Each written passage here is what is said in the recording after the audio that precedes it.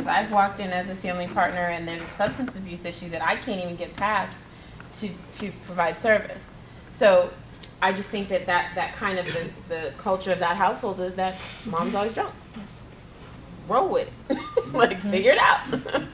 So I just think that can be said in a lot of different ways. And I'm trying to wrap my mind around this. I'm not good at this kind of stuff. I'm not going to say I'm not good. I struggle with looking at that and understanding what it means and how that applies, because it seems so huge to me. Like, how does that, it seems just so big about all the different areas, because in one household you can have so many different challenges that create, and then as we kind of have a process where we have somebody who's responsible for assigning the family and then goes to the different, and it can be difficult when you're looking at, you're hoping that everybody that you have on your staff is open to all the things that may be on the other side of that household door.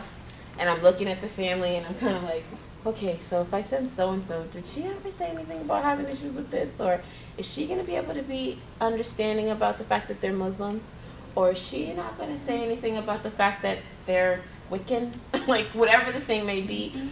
And it's not that they're not all incredible people, or that they don't want the best and they don't understand the role. It's just that we're people. And so sometimes stuff comes up for us in a household that can be very challenging. So it just, as somebody who's taking part in the process of assigning, I look at it and I'm worried about that every time when I'm seeing different things, that there's an age issue. Is that going to create an issue? Because I know she has a 5-year-old that's struggling with the same thing, so maybe I shouldn't put her in that house. And even just on that level, trying to triage the family and put the right person in that can be as supportive to the situation.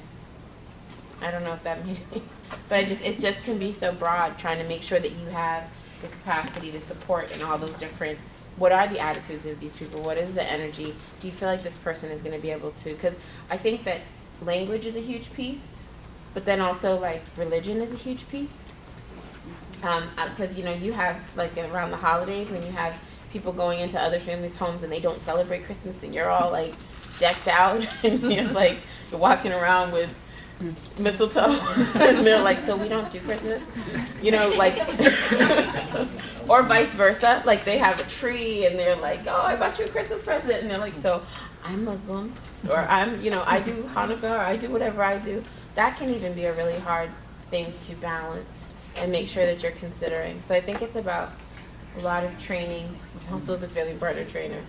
So just like constantly talking about that and processing where people are at with that. I think that can be hard in terms of what you need to be able to provide that for your staff. I think